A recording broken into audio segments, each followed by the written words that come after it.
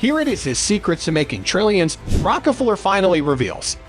American oil tycoon, philanthropist, and millionaire John D. Rockefeller, a self-made entrepreneur who is regarded as the richest American of all time. He founded the Standard Oil Company in 1870, the largest oil refinery in the world at the time, barely 15 years after getting the job as an assistant bookkeeper at the age of 16, into a family that barely had enough money to get by. But by the time of his death, he had amassed a net worth of more than $330 billion in modern money, making him the richest man in the world. Money did not, however, equal success in Rockefeller's eyes. Instead, he saw success as starting a business that reduced petrol prices while also creating jobs and making a name for himself in spite of the odds appearing to be stacked against him. Along the way, he served as an inspiration, demonstrating the qualities that must be mastered in order to reach personal achievement. Number 6. Frugality. Eventually, John D. Rockefeller made the decision to live modestly even though he was in no way required to. In Ledger A, his tiny, red pocket notebook, he continued to maintain a meticulous record of his financial transactions.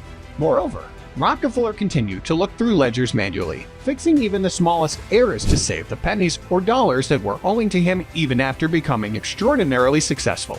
Rockefeller didn't build or decorate his residences to impress anyone other than himself and his family. They were enormous, but not unduly so in comparison to other wealthy people. He reflected his own reserve by living in a way that concealed his wealth. Number 5. Detail-oriented. Rockefeller was a very meticulous person.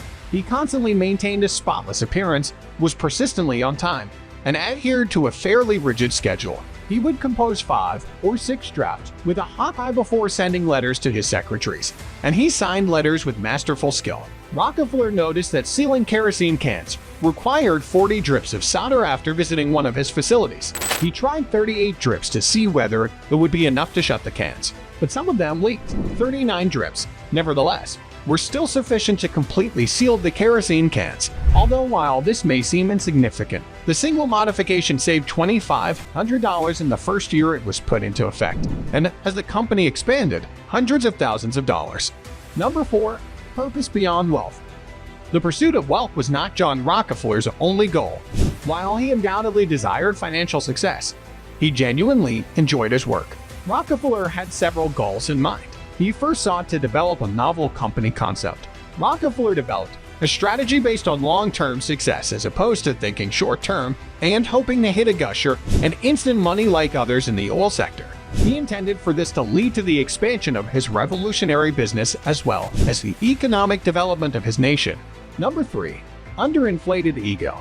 Rockefeller was rooted in a controlled ego, despite the fact that his rising wealth and maybe misread reserve might seem to suggest otherwise. He made a point of remaining modest as his success increased, even to remind himself to keep his ego in check. He recited advice.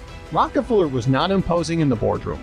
Instead of taking a seat at the head of the table, he opted to listen to everyone else's viewpoints before expressing his own.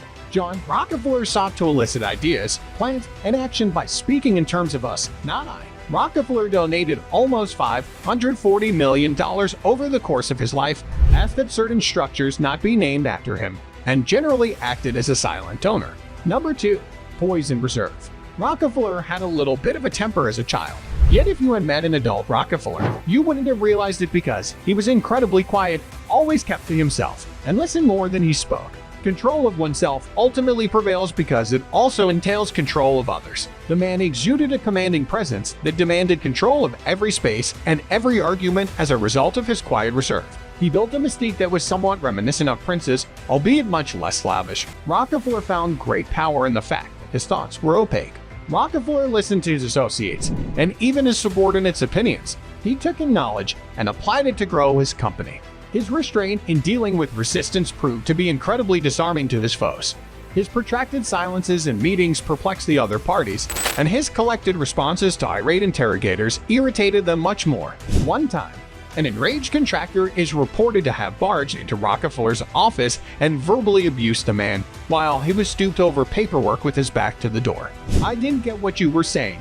Rockefeller sat back in his chair after the outburst and asked quietly, "Do you mind repeating that?" Number 1. Persistence. Rockefeller had a really challenging background. While his father was a salesperson who frequently traveled for weeks or even months at a time, His mother was a devoted churchgoer. In reality, Devil Bill was a covert bigamist with a second family. As a result, his wife and kids had to live in a state of sporadic austerity, never knowing when he would return with his profits. John Rockefeller put in a lot of effort and took care of his siblings to offset this. At the age of 16, he dropped out of high school and participated in a 3-month business program to lay the groundwork for his move to Cleveland, Ohio. A young Rockefeller set out to get employment despite having no prior work experience and no contacts. He meticulously produced a list of the best-rated banks, retailers, and railroads. He diligently shaved, put on a black suit, polished his shoes, and dressed for the job he sought, so to speak, before walking through his list of potential companies and asking to talk to the boss. Rockefeller would walk through this list more than once, visiting some companies 2 or 3 times and never becoming discouraged by a lack of success. 6 days a week for 6 weeks, he persevered in his search for employment, and on September 26, 1855, Hewitt and Tuttle recruited him as an assistant bookkeeper. This day would become known as Work Day, a holiday more significant to Rockefeller than his own birthday since it honored his unwavering commitment to achieving his objectives. What do you think about our video? Let us know in the comment box below. Share this video with your friends. Maybe this video will be the key to transforming their wealth.